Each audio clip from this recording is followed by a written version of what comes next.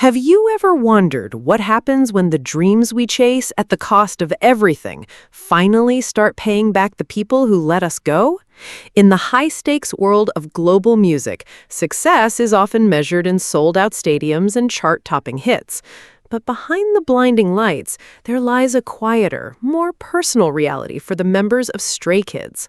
Long before they were global icons, they were sons leaving home, carrying the heavy hopes of families who made silent sacrifices to see them succeed. Now, with the world at their feet, these artists have chosen to look backward, using their hard-earned success not for personal luxury, but to rewrite the futures of the people who gave them their past. It raises a compelling question about the true cost of ambition. How do you begin to repay a debt of love that cannot be measured in currency? From quiet financial handovers to life-changing decisions made far from the public eye, these gestures represent a side of the group rarely seen on stage. Let's look at the quiet ways these young men chose to say thank you. Number 8. The gift that money can't measure. Seungmin. In the world of K-pop, giving back to your parents is almost a rite of passage. The moment an idol reaches a certain level of fame and financial independence, the expectation is clear. Luxury cars, penthouse apartments, designer goods with price tags that could fund a small business. It's the culture, it's the tradition, and most fans eat it up. But when you look at Kim Seungmin, the vocal anchor of Stray Kids, his approach to honoring the people who raised him doesn't fit neatly into that template. Because Seungmin didn't lead with a flashy purchase or a viral unboxing moment. He led with something quieter, something rooted so deeply in the values his parents gave him that the gesture itself became a mirror, reflecting exactly the kind of son they raised. To understand why Seungmin's way of giving back hits different, you have to rewind to the beginning, before the sold-out arenas and the world tours, before his name was chanted by millions across continents. Seungmin was a kid from Seoul with a voice and a dream. He entered JYP Entertainment through a public audition. No special connections, no industry family backing him up, just talent, discipline, and a set of parents who believed in him enough to let him chase something most people would call impractical. That's the part people forget. Behind every trainee who makes it, there's a family that absorbed the uncertainty, the unpaid years, the missed milestones, the quiet worry that their child might pour everything into a dream that never materializes.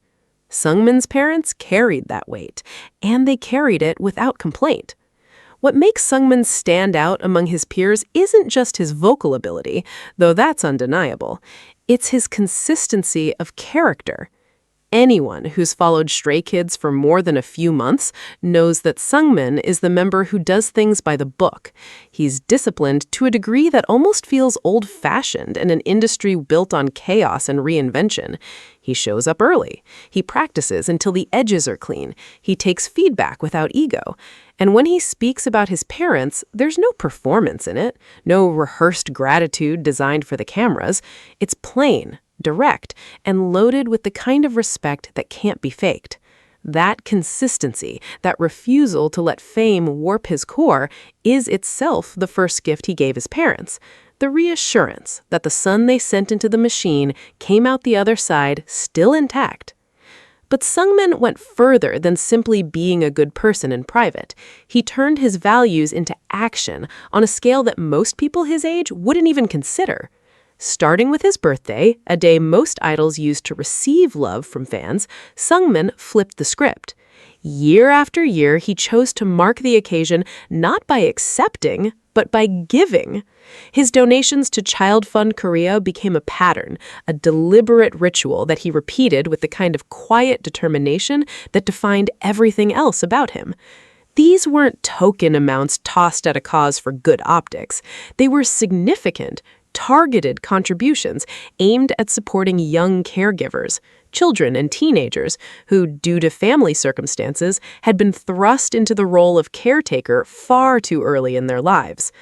The specificity of that choice says everything. Seungmin didn't just write a check to whatever charity had the biggest name recognition. He sought out a cause that resonated with something personal, the understanding that young people sometimes carry burdens far heavier than the world gives them credit for. Now, you might ask, what does donating to charity have to do with giving a gift to your parents? And on the surface, it's a fair question. There's no wrapped box here, no set of car keys slid across a dinner table. But in Korean culture, and really in any culture where family honor runs deep, the greatest gift a child can offer their parents is proof. Proof that the values passed down through years of quiet teaching actually took root. Proof that the sacrifices weren't wasted on someone who forgot where he came from. When Seungmin chose to use his birthday, his platform, and his personal resources to uplift vulnerable young people, he wasn't just being charitable, he was telling his parents in the most public and undeniable way possible, "You raised me right." That's not a small thing. For parents who watched their son disappear into an industry known for chewing up young people and spitting them out changed, the confirmation that their kid emerged with his moral compass not only intact, but actively pointing towards service, that's the kind of gift that outlasts any material object you could put a price tag on. And here's the part that makes it hit even harder. Seungmin never made it about himself. He didn't film the donation process, he didn't turn it into content, he didn't seek praise or use it as a branding exercise. The information came out through official channels and media reports, not through carefully curated social media posts designed to maximize engagement. That restraint, that refusal to commodify a genuine act of kindness, is so distinctly Seungmin that it almost feels inevitable in hindsight. Of course he did it that way. Of course the kid who practices his scales with monastic discipline would approach generosity with the same quiet lack of theatrics. His parents didn't raise a performer of goodness, they raised someone who simply does it. The ripple effect of Seungmin's choices extends far beyond the immediate impact of the donations themselves. Within the Stray Kids fandom, his charitable habits inspired waves of similar action.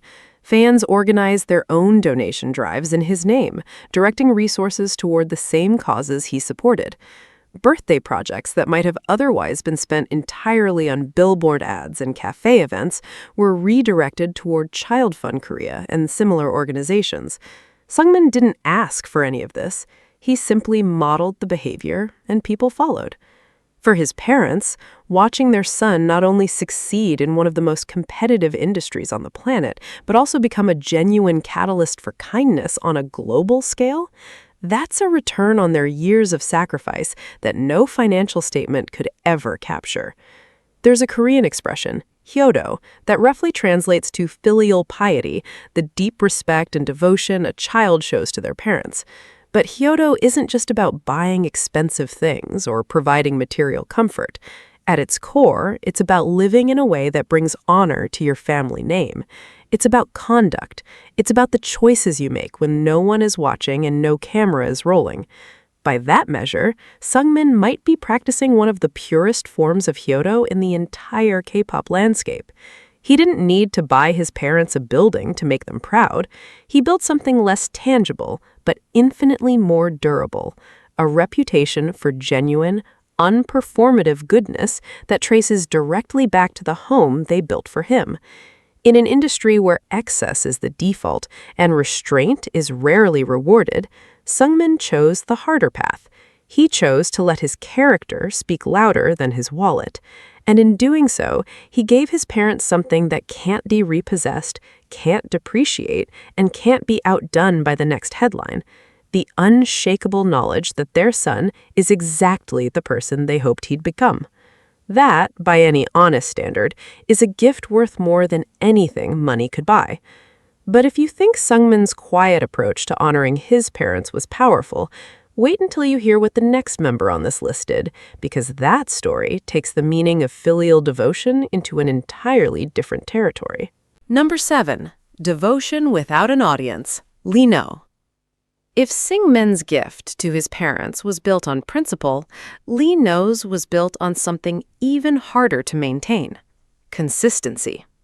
Because Lee Min-ho, the dancer turned idol, who the world knows as Lee No, doesn't do grand gestures. He doesn't make speeches, he doesn't cry on camera about how grateful he is while soft piano music plays in the background. What he does do is show up, quietly, practically, repeatedly. And when it came to giving back to the parents who stood by him through what might be one of the most emotionally brutal journeys in Stray Kids history, Lee No did exactly what you'd expect from someone like him. He took care of business without asking for a single round of applause. To understand the weight of what Lee No gave his parents, you need to understand what they almost lost. Rewind to 2017. Lee Min-ho, a young dancer from Gimpo who had already tasted the fringes of the industry as a backup dancer, entered JYP Entertainment's survival program with everything on the line. His parents had already watched him leave home for a career path with no guarantees. They'd already absorbed the financial strain of supporting a trainee. They'd already made their peace with the uncertainty. And then, midway through the show, Lee No was eliminated. Not because he wasn't talented, everyone could see the raw ability, but the format demanded cuts, and Min-ho was one of them. Imagine being his parents in that moment. The phone call, the silence after, the unspoken question of what comes next hanging in the air like something heavy. For a brief, suffocating window, everything they had invested, not just money, but hope, belief, and the emotional risk of letting their son chase the improbable, looked like it had come to nothing. Years of sacrifice, compressed into one gut punch of a result. But the story didn't end there. In a move that would define the very DNA of Stray Kids as a group, the remaining members and JYP himself brought Lee No back. He was reinstated. He debuted. And from that moment forward, Lee Min-ho carried something extra with him. Not just gratitude for his second chance, but an acute awareness of what his parents had endured on his behalf. That awareness didn't express itself in dramatic declarations or emotional vlogs. It expressed itself the way everything does with Lee No, through action. The details of how Lee No chose to support his parents financially have never been paraded in front of cameras or posted for public consumption. That's by design. Lee No is by nature one of the most private members of Stray Kids. He doesn't volunteer personal information during interviews. He doesn't use emotional vulnerability as content. He compartmentalizes his public persona and his private life with a precision that most idols twice his age haven't mastered. But the people around him, members, staff, those who've worked closely with the group over the years, have consistently painted the same picture. Lee No is the member who handles things, quietly, efficiently, without drama. And when it came to his parents, that meant ensuring their daily reality was fundamentally different from what it had been before their son became a name recognized on every continent. What sets Lee No's approach apart from the typical idol narrative is the absence of a singular, photogenic moment. There's no story of him pulling up to his parents' house in a luxury car with a camera crew documenting the reaction. There's no tearful reveal of a mansion, no shopping spree at a department store designed to go viral. Instead, what you find is a pattern, a sustained, deliberate, and deeply unglamorous commitment to making sure the people who raised him don't carry burdens they no longer need to carry. For Lee No, the gift was never an event. It was a transition, a quiet, methodical rearrangement of his parents' daily circumstances, executed with the same efficiency he applies to learning choreography or perfecting a stage performance. No fanfare, just results. And then there's the cooking. Lee No is, by the members' own repeated and enthusiastic admission, one of the best cooks in Stray Kids, possibly the best, depending on who you ask.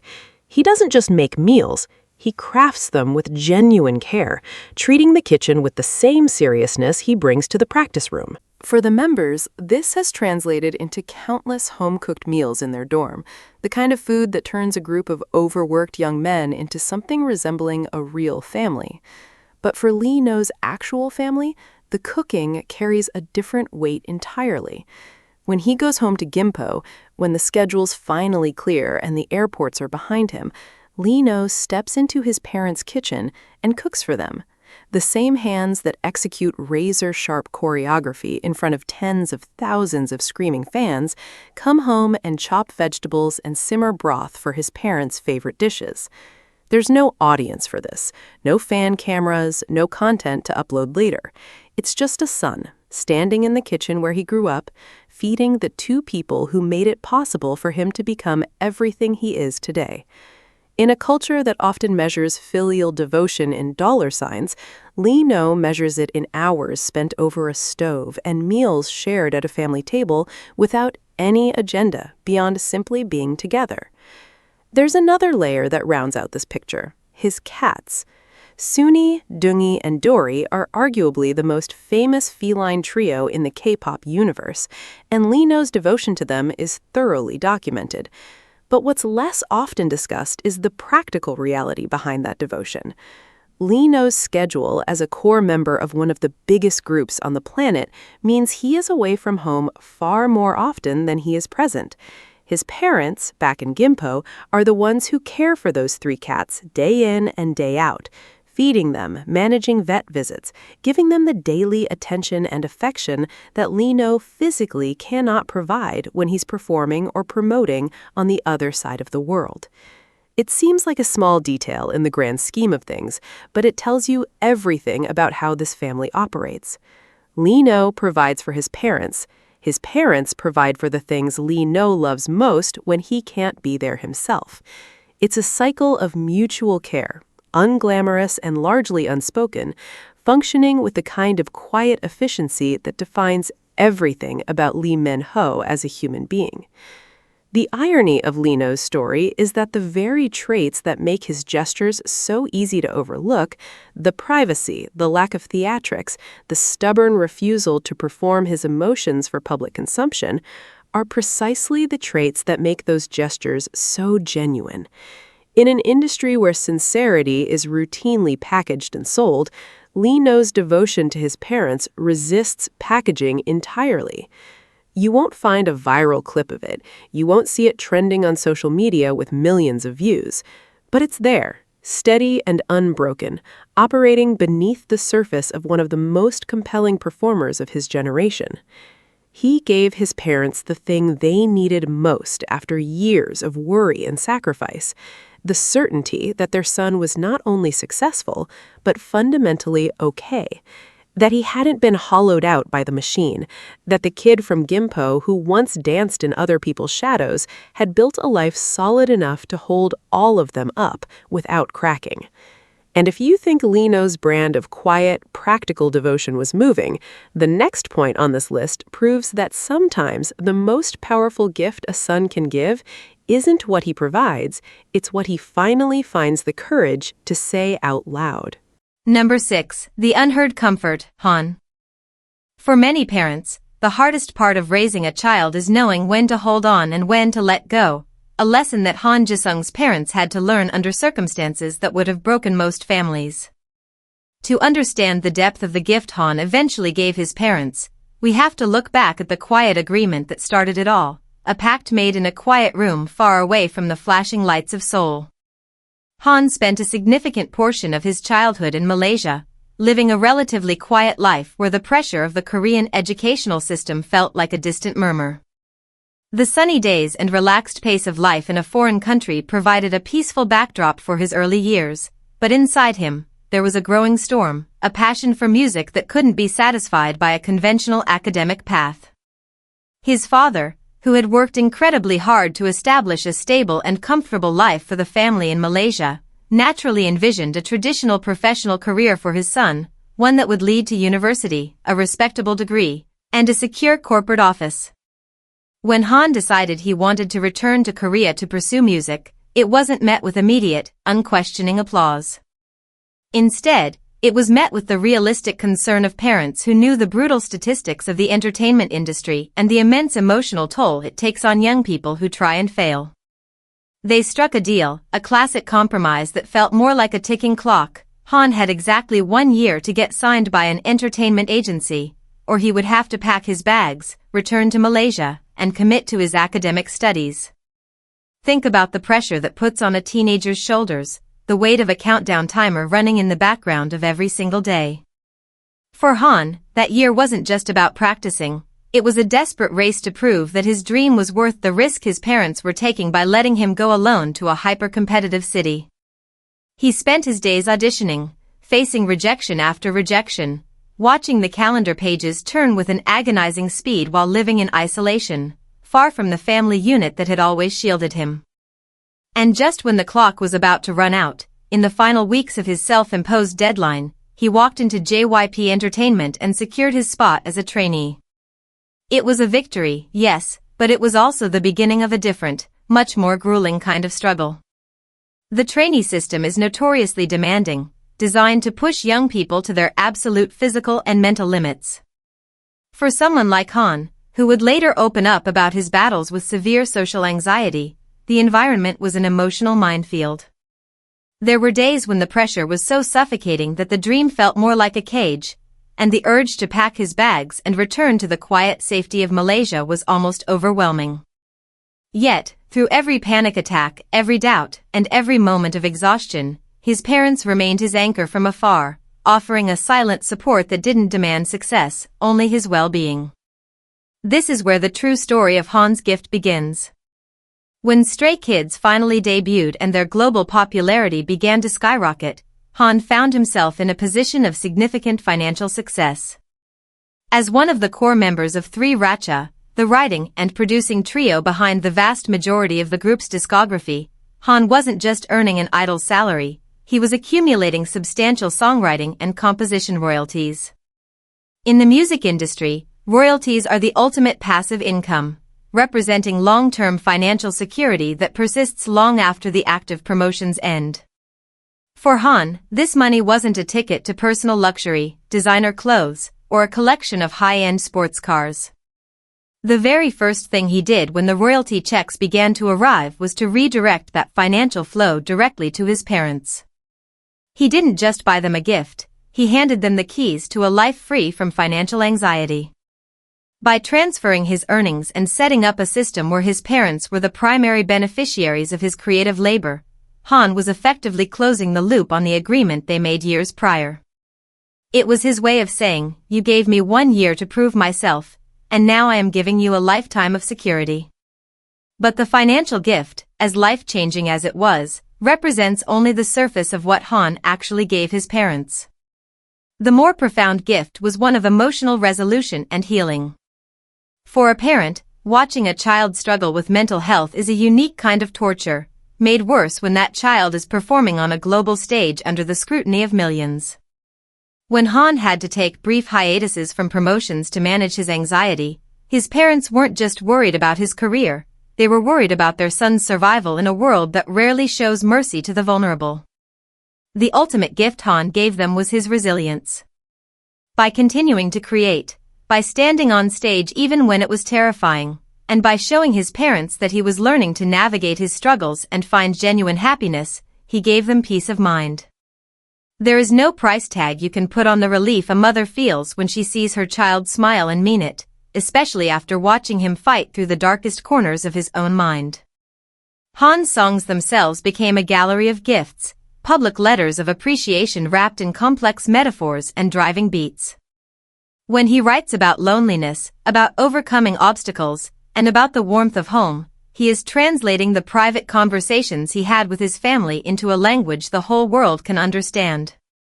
Every time his parents hear a song he wrote playing on the radio, or see a stadium of 80,000 people singing his words back to him, they are receiving a testament to their own faith in him. It is a constant, living proof that their decision to let him stay in Korea, to trust his voice when he was just a kid with a notebook, was the right decision. This is not the kind of gift you can display in a cabinet or park in a garage. It is a legacy of trust that has been fully realized. Han took the vulnerability that could have broken him and turned it into the very shield that protects his family's future. He proved that sensitivity is not a weakness, but a superpower that can build a bridge back to the people who loved you before the world knew your name. The beauty of this gesture lies in its quiet permanence, a steady foundation that allows his parents to watch his career not with apprehension, but with a deep, resting pride. They don't have to worry about what happens if the spotlight fades or the trends change, because the foundation their son built for them is solid and enduring. It is a story of a gamble that paid off in the most beautiful way possible, transforming a teenager's desperate plea for time into a lifetime of mutual gratitude. As we reflect on the emotional depth of Han's tribute to his family, it becomes clear that the bonds within Stray Kids are defined by these deeply personal histories. This difficult transition from Malaysia was not merely a physical move, it was a profound emotional rebirth. When Han finally achieved his dream, he returned that love in the most practical way possible, ensuring his parents would never have to worry about the future again. But the journey of gratitude doesn't stop here, and the next member's way of honoring his family shows that sometimes, the most touching gift is the creation of a physical sanctuary where the past and the future can finally meet. Number 5. The Unconditional Sanctuary, Hyunjin. For an only child, the relationship with parents is often magnified, defined by a unique kind of emotional intensity where every triumph is a shared victory and every struggle is felt with double the weight. This is the reality that shaped Hwang Hyunjin, the main dancer and visual of Stray Kids, whose journey to the top of the K-pop world has been as visually spectacular as it has been emotionally demanding. To understand the most touching gift Hyunjin gave his parents, particularly his mother, we have to look past the typical material success of a global star and focus instead on the way he translated his personal healing into a physical space of comfort. Hyunjin was street cast by JYP Entertainment purely based on his looks, a beginning that is both a blessing and a curse in the competitive world of K-pop. From his first days as a trainee, he was plagued by the label of being just a visual, a pretty face who didn't possess the skill to back up his presence.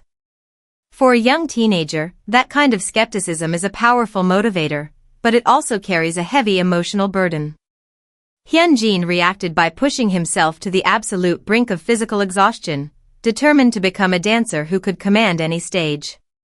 His parents watched this transformation with a mixture of pride and profound worry. They saw their only son coming home with bruised knees, muscle strains, and eyes heavy with the pressure of a trainee system that demands perfection. His mother, in particular, was his quiet harbor during those years, waiting up for him in the dead of night, preparing meals, and offering a silent, unconditional acceptance that didn't care about evaluations or rankings. When Stray Kids debuted and the group began its rapid ascent to international fame, the pressure didn't disappear, it simply changed shape. Hyunjin became one of the most visible members of the group, a focal point on stage whose performances were analyzed by millions of eyes. In an industry that moves at a relentless pace, finding a way to process the sheer volume of emotion and pressure is a matter of survival. For Hyunjin, that outlet became art. He picked up a paintbrush and canvas, teaching himself how to paint as a way to ground himself in a world that often felt like a whirlwind. Painting wasn't just a hobby for him, it was a deeply therapeutic practice, a way to translate the complex, unspoken feelings of his inner life into color and form. The gift he gave his mother wasn't just the financial success that allowed him to provide a comfortable life, though he certainly did that. The most touching gesture was the way he shared this private sanctuary with her. Instead of selling his original artwork or keeping it hidden away in a studio, Hyunjin gifted his most meaningful canvases directly to his mother. He gave her the visual diary of his soul. Each painting he brought home was a piece of himself, a tangible representation of the peace he was fighting to find amidst the chaos of his career. His mother, in turn, transformed their family home into a gallery for his work, creating a physical sanctuary where his art hangs as a testament to his resilience. For a mother who spent years worrying about her son's mental and physical well-being under the intense spotlight, these paintings are more than just art, they are proof that he is healing, that he is finding peace, and that he is able to express the depths of his experiences in a beautiful way. Furthermore, this artistic expression allowed his parents to participate in his world in a way that typical idol families rarely experience. Often, the families of K-pop stars can only watch their children from a distance, through polished television screens or from the far-off VIP sections of roaring stadiums. But for Hyunjin's family, the physical paintings brought his emotional reality directly into their living space, making his presence a constant, comforting reality. The quiet moments his mother spent looking at the textures of the paint and the choice of colors allowed her to understand her son's heart far better than any phone call or text message could. This deep level of understanding became the ultimate bridge over the gap created by his grueling schedules. Through these gifts of self-expression, Hyunjin did not just support his family, he kept them close, showing them that the child they raised was still there, painting his way through the storm to find peace. But Hyunjin's gestures of gratitude didn't stop with his canvases. He also expressed his appreciation through carefully chosen personal gifts that carried deep emotional significance. On one notable occasion, he purchased an elegant, expensive ring for his mother, a physical token of appreciation that she could wear every day. This wasn't just about the material value of the jewelry, it was about the symbolism of the gesture. For Hyunjin, giving his mother a ring was a way to symbolize an unbroken bond of support, a reminder that no matter how far he traveled or how large the stadiums became, she was always with him. It was a tangible way of saying that the success he achieved was hers as much as it was his. The contrast between these two types of gifts, the raw, emotional vulnerability of his paintings and the elegant, solid security of the jewelry, represents the full spectrum of what Hyunjin has provided for his family. He gave them both the emotional truth of his journey and the physical security that his hard work unlocked. This balance is particularly meaningful given the challenges Hyunjin faced during his career, most notably his temporary hiatus in 2021. During that period of reflection and absence from the public eye, Hyunjin retreated to the safety of his family home. It was his parents who shielded him from the storm, providing the unconditional love and protection that he needed to heal.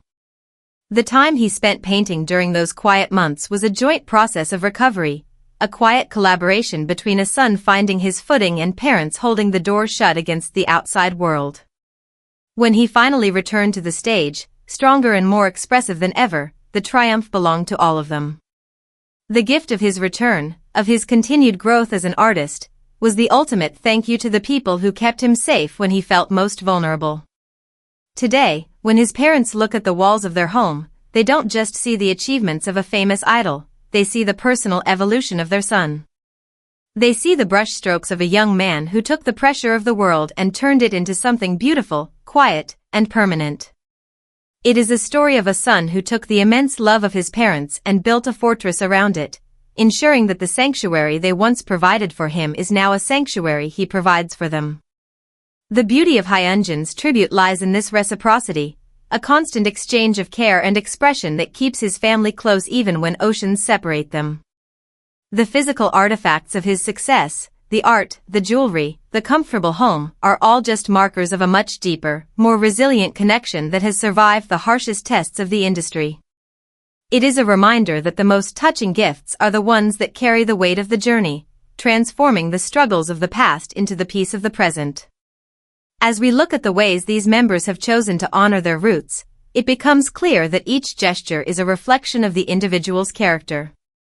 But the countdown continues, and the next member's gift takes us into the realm of shared futures, where a young man's success became the foundation for a family's new beginning. Number 4, the shared future, I.N. For many families, the youngest child is the one who is shielded from the harsh realities of life, the one who is allowed to remain a child for as long as possible. But for young Hyunjin, known to the world as I.N., the youngest member of Stray Kids, his role as the maknae didn't stop him from carrying a deep, quiet sense of responsibility for his family's future from a very young age. To understand the emotional weight of the gift I eventually gave his parents, we have to look back at his childhood in Busan, a beautiful and vibrant seaside city known for its coastlines but also for the quiet, grinding struggles of its working-class neighborhoods. Hyunjin grew up as the middle of three brothers, a position that often demands flexibility and independence.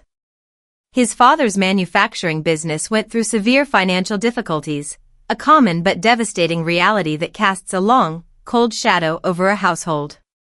Young Hyunjin watched his parents navigate this financial strain, absorbing their silent worry and the compromises they had to make to keep the family afloat.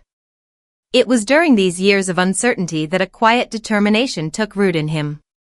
When he decided to pursue music and modeling, it wasn't just a teenage whim or a desire for fame, it was a path that represented a potential lifeline for the people he loved. Leaving Busan as a young teenager to move to Seoul was a jarring transition. He was thrust into the high-stakes, hyper-competitive trainee system of JYP Entertainment, a world where he had to grow up instantly. As a trainee, Hyunjin faced significant challenges. He was often criticized during monthly evaluations for his vocal control and his stage presence, and the survival show that birthed Stray Kids put his struggles on national television. Through all the criticism and the constant fear of elimination, Hyunjin kept his emotions hidden behind a bright, signature smile. He became the emotional sunshine of the group, the maknae who comforted others even when his own position was unstable. Behind that smile, however, was a boy who knew that failure meant returning to Busan empty-handed, unable to help his family out of the financial hole they were in. His parents, despite their own financial difficulties, did everything they could to support him, paying for bus fares and train tickets so he could travel between Busan and Seoul, sacrifices that Hyunjin never forgot. When Stray Kids finally debuted and their hard work began to translate into financial success, Hyunjin did not hesitate. The moment he received his first major financial payouts from his JYP contract, he didn't buy luxury clothing or electronics. Instead, he handed the entirety of his earnings to his parents to pay off the family's outstanding debts. For a family that has lived under the suffocating weight of debt, the act of clearing those accounts is not just a financial transaction, it is a profound release, a moment where they can finally breathe without fear. This was the first major gift Hyunjin gave his parents, a quiet lifting of the burden that had defined their lives for years. But he didn't stop there. As the group's global popularity reached unprecedented heights, Hyunjin's financial capacity grew alongside it. He used his subsequent earnings to purchase a new, comfortable home for his parents in Busan, moving them out of their old quarters into a modern, secure space where they could live without the daily stresses of their past. He also took on the responsibility of funding his brother's high school and college educations, ensuring that his siblings had the opportunities he had to sacrifice his own teenage years to secure. By taking over these family expenses, the youngest son became the provider, rewriting the narrative of his family's future. This transition was particularly challenging because of the grueling schedule Hyunjin had to maintain during his trainee days. He would finish his school classes in Busan, rush to the station to catch the KTX train to Seoul, practice at the JYP headquarters until the middle of the night, and then sleep on the train back to Busan just to attend school the next morning. The physical exhaustion was immense for a middle school student, and his mother would often stand at the train platform, wiping away quiet tears as she watched her young son walk through the ticket gates alone. Those train rides were filled with anxiety and fatigue, but they were also where Hyunjin's determination solidified. When he finally achieved his debut, he knew that the ultimate repayment for those tears at the station would be to take over the financial reins of the household completely. By paying off the family's debt, he didn't just clean up a ledger, he erased years of sleepless nights and quiet dinner table conversations about expenses. Furthermore, by funding his brother's educations, he removed a massive source of parental guilt, ensuring that his family would never have to choose between their children's dreams due to a lack of resources. When Hyunjin returns to Busan today, he leaves the superstar persona at the door, stepping back into his role as the humble middle son who helps with household chores and listens intently to his parents' stories. Neighbors and relatives in Busan frequently comment on how unchanged he remains despite his global fame, which is perhaps the most touching gift of all for his parents. It proves that the values of humility, kindness, and gratitude they instilled in him during their hardest years are the very things that define him today, a legacy of character that outshines even the brightest neon lights of Gangnam. The culmination of this financial journey became public in early 2026, when it was reported that Hyunjin had purchased a high-value apartment in the prestigious Hyundai complex in Apgujeongdong, Seoul, a property paid for entirely in cash. While this acquisition serves as a personal investment, it also represents the ultimate symbol of stability he has built for himself and his loved ones. It is the physical manifestation of a journey that began with a teenager riding the train from Busan with nothing but hope, and ended with him securing a foothold in one of the most exclusive neighborhoods in the country. For his parents, watching their youngest son achieve this level of financial independence and security is the greatest relief they could ever experience. They no longer have to worry about the future of their children, nor do they have to work themselves to physical exhaustion to survive. Hyunjin gave them the gift of time, peace, and early retirement. The emotional depth of this gift lies in the reversal of roles. The boy who was once shielded by his parents' sacrifices had grown into the man who shielded them from the harshness of the world. Every time his parents step into the home he bought for them, or watch him perform on stage, they are reminded of the trust they placed in a 15-year-old kid who promised them he would make things better. Hyunjin's success is a shared victory, a testament to the resilience of a family that stayed together through the dark times and now enjoys the light together. The beauty of this gesture is that it was done without fanfare, a quiet duty fulfilled by a son who simply wanted his parents to be happy. In an industry that often celebrates individual achievement and conspicuous wealth, Hyunjin's focus has always remained anchored in the home he left behind. He proved that the strongest motivation is not personal ambition, but the desire to protect the people who gave you your start. But the journey of filial gratitude continues, and the next member's story shows how the promise of a global career was built on the foundation of a father's quiet advice and a mother's silent tears, leading to a gift that spanned across continents. Number 3. The generational return, Felix. For first-generation immigrant families, the dream is almost always about the next generation, a quiet pact to absorb the hardships of a new country so that their children might build a life of security and choice. This was the silent foundation of Lee Felix's upbringing in the sunny suburbs of Sydney, Australia, where his parents worked tirelessly to establish a foothold in a foreign land. To understand the emotional depth of the gift Felix eventually gave his parents, we have to look back at the quiet sacrifices that defined his early years, long before he became the deep-voiced icon of stray kids. Felix grew up in a household where Korean heritage was preserved alongside the realities of Australian life, a balancing act that his parents managed with a quiet grace. They worked long hours, sacrificing their own comfort to ensure that Felix and his two sisters had access to good educations, extracurricular activities like taekwondo, and a stable, loving home. These sacrifices were made without expectation of return, a simple offering of parental love that Felix observed and absorbed. When the opportunity came to audition for JYP Entertainment, it represented a massive risk. It meant leaving the safety of his family, the familiarity of Sydney, and traveling to a country he had only visited, where he could not speak the language fluently. His parents, despite their natural anxieties about sending their teenage son to the other side of the planet alone, chose to trust his dream, letting him go with a mixture of hope and heartbreak. The early months in Seoul were a test of endurance for Felix. He struggled with the intense language barrier, the grueling dance and vocal practice schedules, and the profound isolation of being far from home. These struggles culminated during the Stray Kids survival show, where Felix was eliminated due to his language difficulties and the JY Park's concerns about his preparation. The elimination was a public heartbreak, broadcast to millions, including his family in Australia. Imagine the pain of his parents, watching from Sydney, unable to comfort their son as his dream seemed to shatter on screen.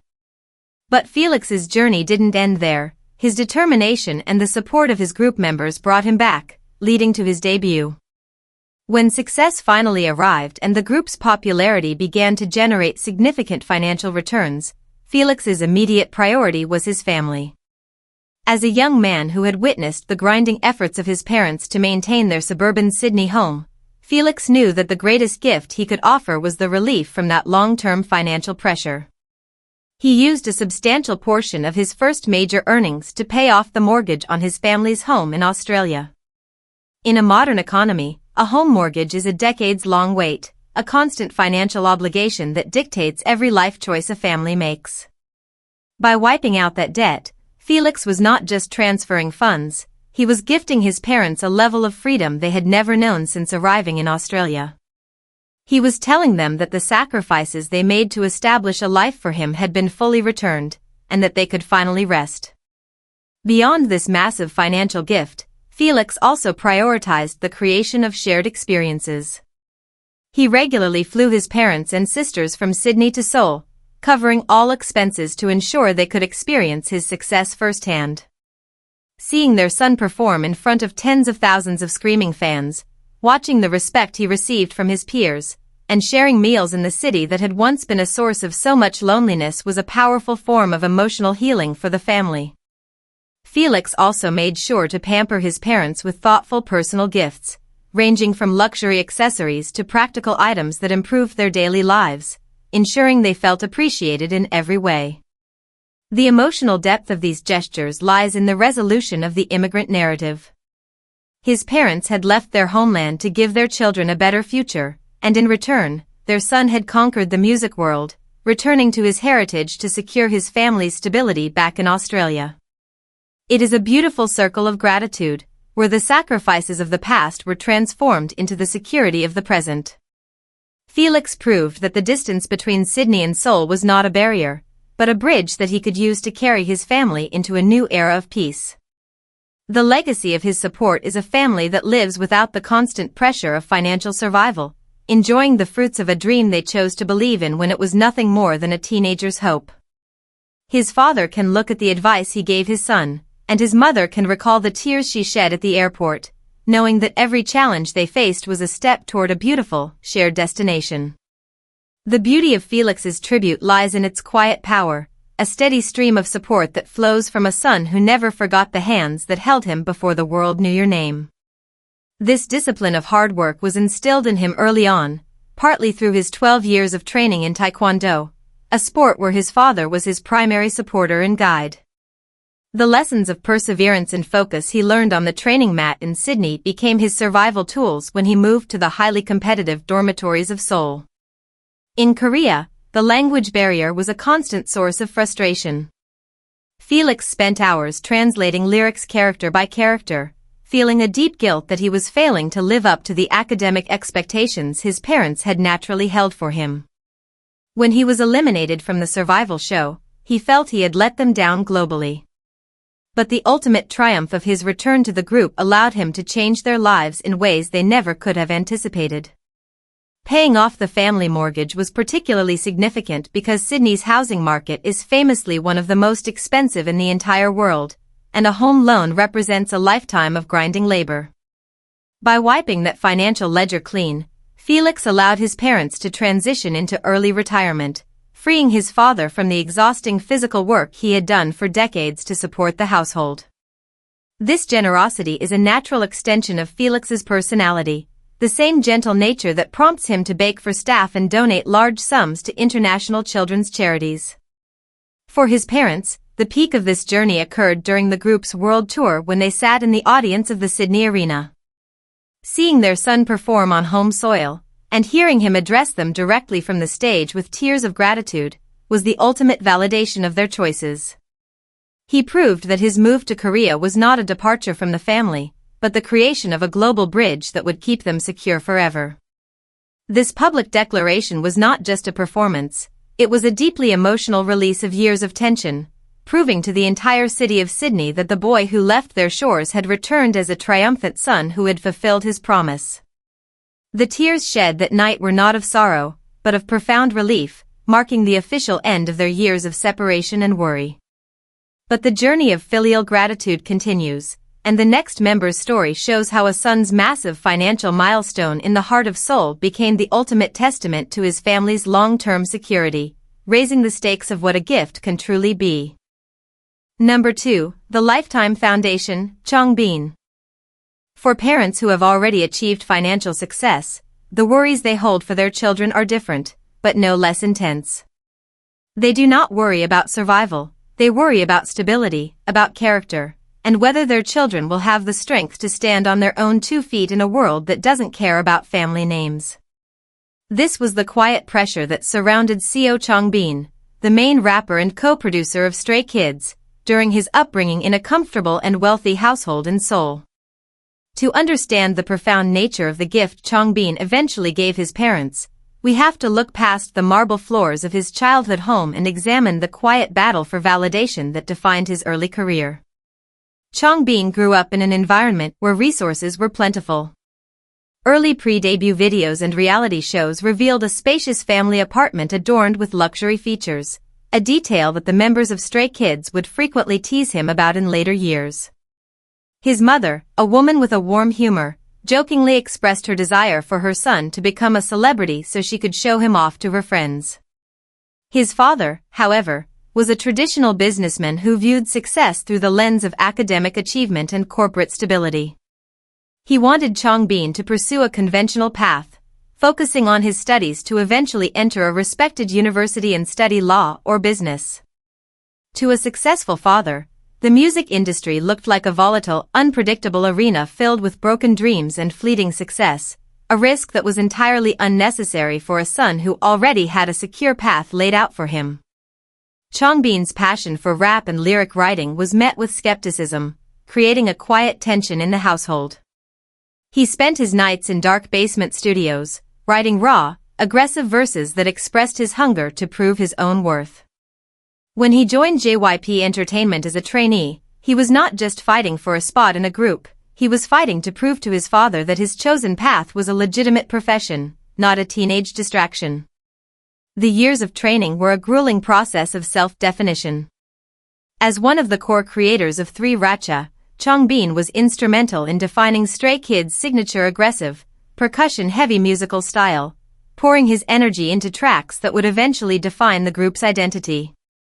But the ultimate test of his success occurred in private.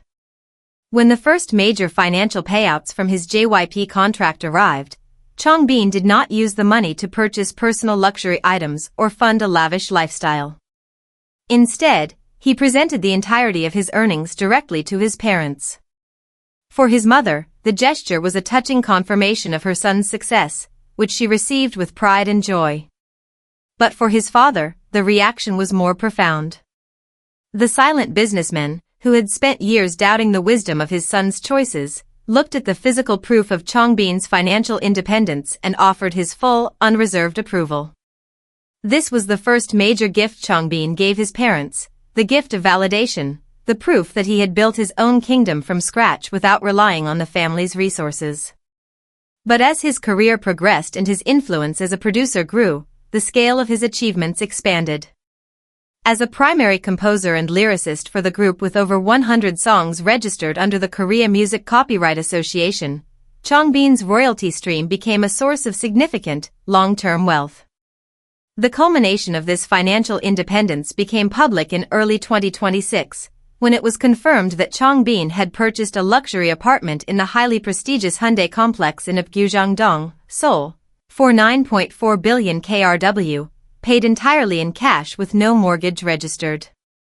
This massive milestone was not just a personal trophy or a show of wealth, it was a monument to his financial autonomy. It was his way of showing his parents, and particularly his father, that the risk they allowed him to take had been fully justified on the highest level.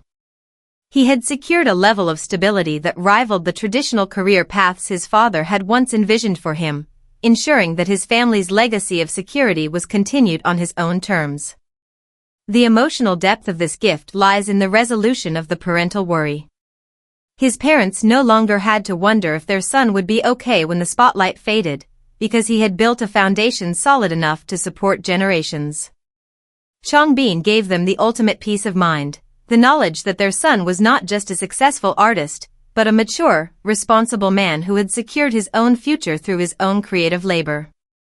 The legacy of his support is a relationship built on mutual respect and pride, where the doubts of the past have been completely replaced by the certainty of his success.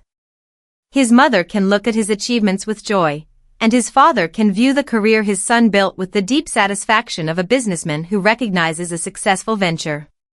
The beauty of Changbin's gift lies in its independence, a quiet statement of capability that honors his parents by proving they raised a son strong enough to build his own path and hold up the family legacy without cracking. This determination to succeed on his own terms was tested daily during his trainee years, where the contrast between his comfortable family home and the reality of trainee life was stark.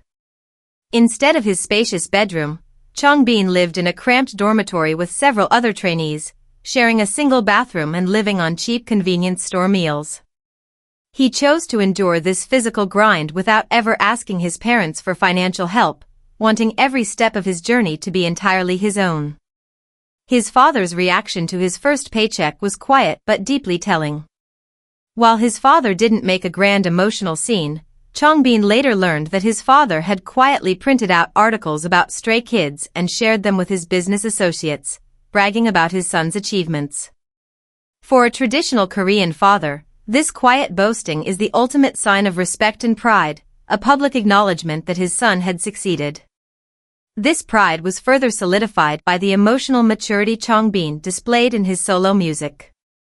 In his track Streetlight, he wrote about the burden of having to appear strong for others while keeping his own pain hidden, a theme that allowed his parents to see the depth of his character. They realized that their son had not just grown into a successful performer, but into a resilient man capable of processing the intense pressures of his career. The purchase of the Apgujeong Hyundai apartment was the final, undeniable proof of this capability. Apgujeong Hyundai is not just a building. It is a symbol of South Korea's financial elite, a place historically reserved for major corporate leaders and established public figures. To acquire such a property entirely in cash, without any family assistance or mortgage, was a feat that his father, as a seasoned businessman, could fully appreciate. It showed that Changbin had not only survived in a volatile industry, but had built a stable, permanent empire of his own. By securing this asset, he gave his parents the greatest comfort possible, the absolute certainty that his future is secure, and that he is fully capable of protecting the family's legacy. But the countdown to the most touching tribute reaches its final chapter, where we find a leader whose entire journey was built on repaying a debt of love that began before he ever left home. Number 1. The ultimate repayment, Bang Chan. For any parent, the decision to let a 13-year-old child move to the other side of the planet alone is a choice that comes with an almost unbearable emotional cost, a silent contract of worry that lasts for years. This was the reality for the parents of Christopher Bang, known to the world as Bang Chan, the leader and creative engine of Stray Kids. To understand the monumental nature of the gift Chan eventually gave his parents, we have to look back at the 7 long years of trainee life, an eternity in the K-pop industry, where a young boy's dreams were tested in the crucible of isolation. Christopher was not just a casual swimmer, he was training to be an Olympic-level athlete. His father was a professional swim coach, and Chan's early life was structured around the pool. He woke up at 4:30 a.m. every single morning to swim laps in the freezing outdoor pools of Sydney, push his muscles to the limit, and then go to school, only to return to the pool in the afternoon. This intense training schedule instilled in him a high pain threshold and an ironclad discipline. His parents watched him dedicate himself to this sport, and when he suddenly showed an interest in music and performing, they realized his drive would carry him through whatever path he chose. Growing up in the suburbs of Sydney, Australia, he was a talented and active boy who excelled in swimming, played multiple instruments, and possessed a natural affinity for performance. When he passed the JYP audition in 2010, the path forward seemed clear, but the reality was far more demanding. In 2011, at just 13 years old, he packed his bags and flew to Seoul, leaving behind his parents, his younger sister Hannah, and his younger brother Lucas. The decision to let him go was a leap of faith for his parents, who had to absorb the quiet guilt of leaving their eldest son in a foreign dormitory, unable to cook for him, comfort him when he was sick, or offer a hug at the end of a difficult day. That distance became a heavy burden as the years began to accumulate. While most trainees debut after 2 or 3 years, Chan's trainee period stretched to a grueling 7 years. He watched his peers and close friends debut one by one, forming groups like GOT7, Day 6, and Twice, while he remained in the practice rooms, wondering if his turn would ever come.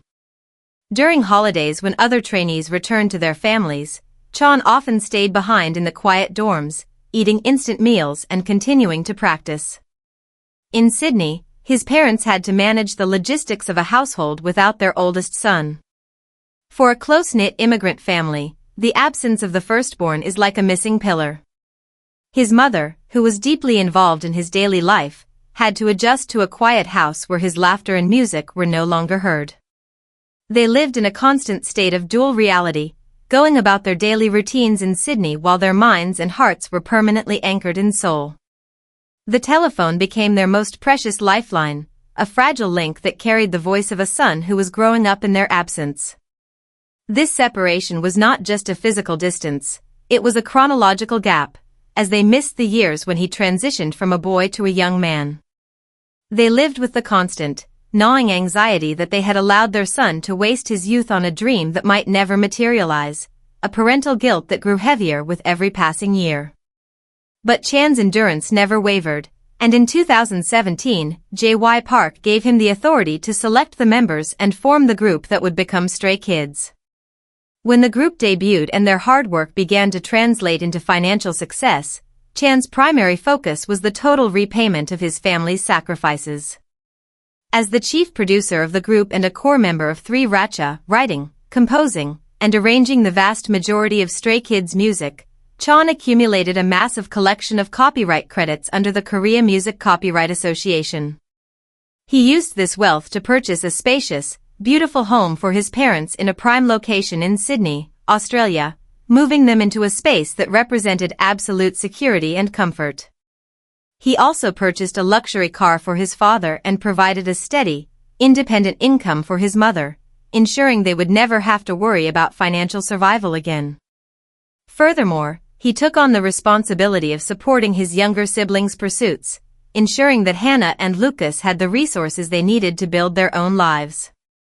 This resilience was not an accident, it was forged early on, under the guidance of his father, who worked as a swim coach in Sydney. Chan trained competitively for years, learning the grueling discipline of early morning practices, repetitive laps, and the solitary mental battle against physical fatigue. This swimming background proved to be the perfect preparation for the marathon of his trainee years. When he arrived in Seoul, the harsh winters were a physical shock compared to the warmth of Australia. He would walk back to the trainee dorms in the freezing snow, his hands numb, and call his parents.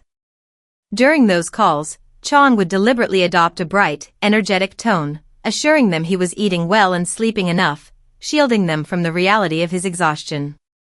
His mother, with a maternal intuition that spanned the Pacific, could hear the underlying fatigue in his voice. She would hang up and weep quietly, feeling the helplessness of a parent unable to reach her child. This silent exchange of protective lies was the emotional backdrop of their separation.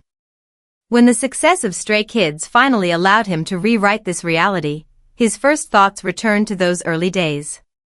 His father had driven an old family van for years, using it to transport Chan and his siblings to early morning swim meets and school events. One of Chan's first actions was to replace that worn-out vehicle with a high-end luxury car, giving his father the comfort and safety he had sacrificed for his children. The purchase of the spacious family home in Sydney was another direct response to their years of labor. It allowed his parents to retire early, transitioning from the daily grind to a life of leisure. For his siblings, Hannah and Lucas, Chan stepped in as a protective provider, funding their creative and educational pursuits and ensuring they had the tools to succeed without the financial struggles he had faced. The emotional climax of this entire journey occurred during Stray Kids' concert in Sydney, when Chan stood on the stage of his hometown. Looking directly at his parents and siblings in the audience, he broke down in tears, speaking in English to express the depth of his gratitude. He apologized for the years of worry he had caused them and thanked them for their unwavering trust. That moment, witnessed by thousands of fans in the very city where his journey began, was the ultimate gift of closure. It was the moment the 13-year-old trainee finally came home, not as a boy who had been lost to the industry, but as a man who had conquered it to save his family. It is a story of a leader who built his success not for personal glory, but to ensure that the people who gave him his start would never have to worry about the finish. Across different backgrounds and journeys, these 8 members of Stray Kids proved that true success is not measured in luxury or applause, but in the quiet safety they created for the families who believed in them first, showing that the most touching gift is simply keeping your promise to come home.